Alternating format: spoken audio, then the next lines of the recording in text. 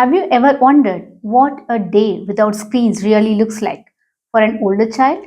Not a toddler, but a 6-year old, a 7-year old, maybe even 10. Can they actually enjoy their day without gadgets? What keeps them busy? What keeps them happy? Well, I want to take you through a little glimpse of our life at home, how it works for us, what we do, and more importantly, why we do it. And somewhere in this video, I'll share about my parenting style, something that might even surprise you. So stay tuned till the end. Welcome to Beyond Words with Indu. This is a space where I open up about parenting, self growth, and support for children with special needs.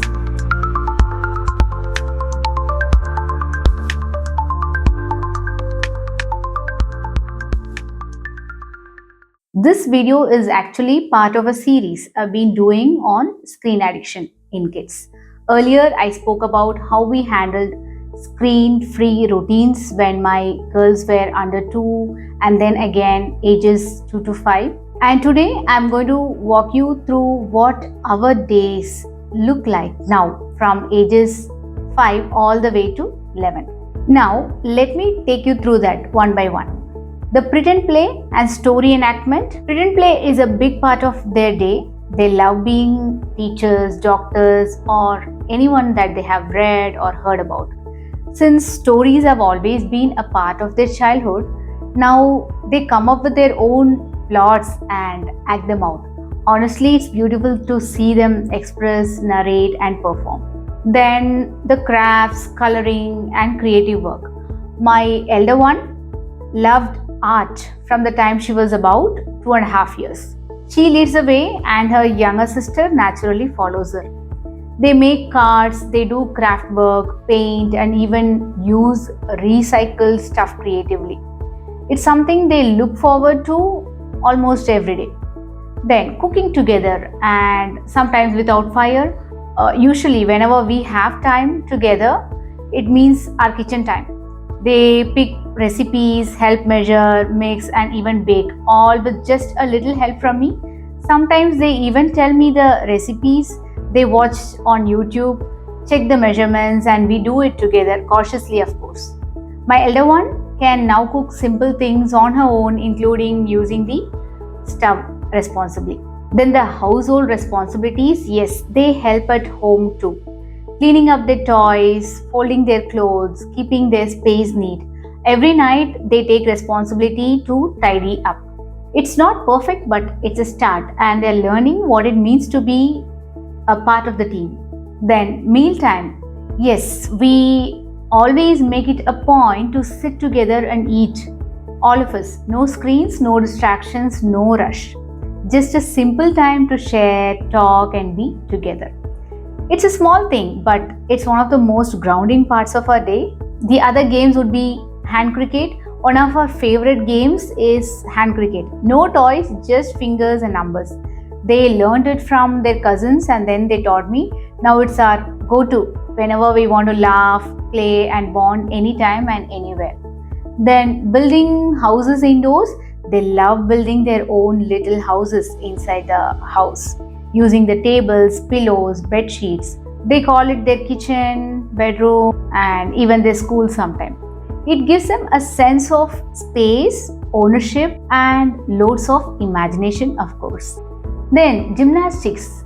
Yes, we've got a simple mat at home, and gymnastics has become their part of everyday routine. They stretch, roll, flip, and try new movements. And we had earlier started with this professional classes for them, but now that they don't go, but they definitely enjoy their time at home doing all this. Then the pull-up bar. Yes, we have fixed a pull-up bar, and they use that to swing, to hang, and to release all their energy. It's fun, simple, and it keeps them moving. Even in between the homework time, my younger one, whenever she wants a break, she goes to that pull-up bar, she does some pull-ups and she comes back. Then hopscotch. Hopscotch, they just love this game. They play this almost every day. They jump, they laugh, and they never get bored of it.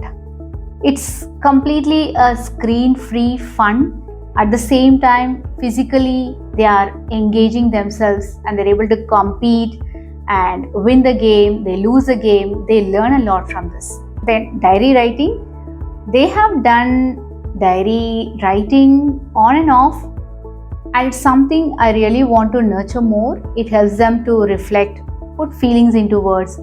Right now we have paused it, but I plan to bring it back into our routine soon. Then yes, of course, about the screen time, yes, they do get about 30 minutes to 45 minutes of screen time a day, but it's intentional.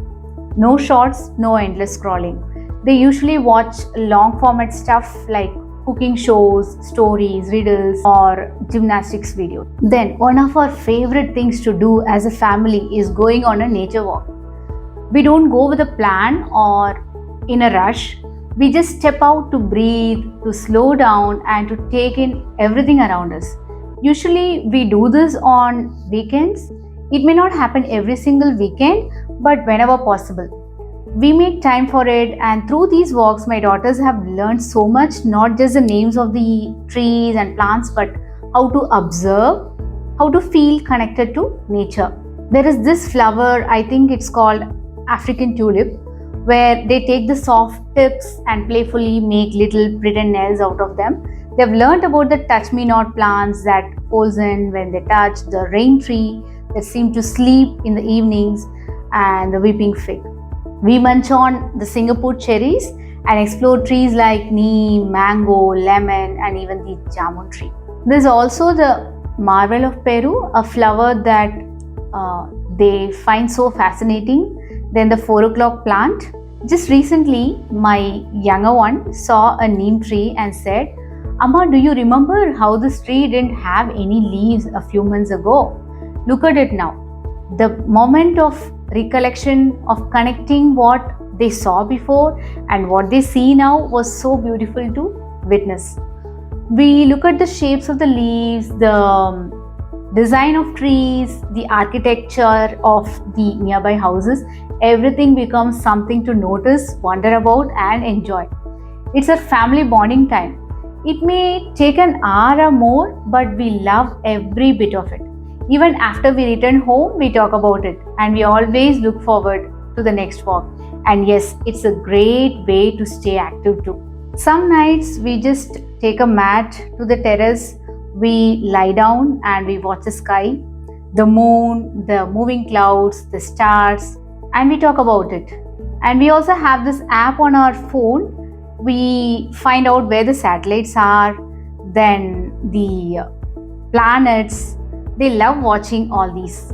Then we share our childhood memories like mine and even my husband's, and they just love listening to all that. And sometimes they say that, Amma, we want to go back to that situation and we want to relive that moments. Then boredom. Yes, I allow boredom. I don't feel the pressure to keep them occupied all the time because boredom is where creativity is born. Let them be bored. Let them figure it out what exactly to be done at that time. Then, most importantly, the story time.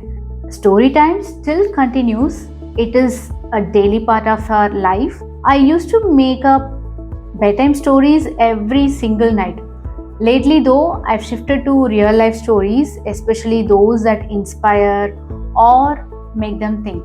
Like once I told them about the Ahmedabad flight crash, not to scare them, but to help them see that life can change in an instant. They were so curious to know how somebody survived and how others know what is the background of others' lives before they even lose it. The life has ups and downs, and they must find meaning in both. Now, my parenting style. Earlier in the video, I mentioned I'd share something quite personal about our parenting style, and this is it. I believe in being real with my children. There are days I'm happy and cheerful, but there are also days where I'm just off. I make sure I tell them. Sometimes I say, Amma's mood is not great today. Can you give me a little space? They understand. Even Amma has ups and downs. Because when we snap or vent, we might forget it after a while. but for them it can stay like a wet cement. So we have to take care of our inner world because it reflects in theirs too. This honesty, this space to feel, to be vulnerable, to come back stronger, that's the core of how I parent. I don't aim for perfection, definitely I aim for the connection with them. And one more important thing is, I have two daughters, and many of the things I spoke about work because they have each other. But if you have just one child, or three, or children with different temperaments, it may not look exactly like this at your home, but that's completely okay. You don't have to copy this. You just need to observe, adapt, and do what fits your family. That's where real parenting begins. If anything I shared today resonated with you, please like, share, and subscribe. And stay tuned. I have got more episodes coming up. Let's raise gadget free, emotionally strong children together.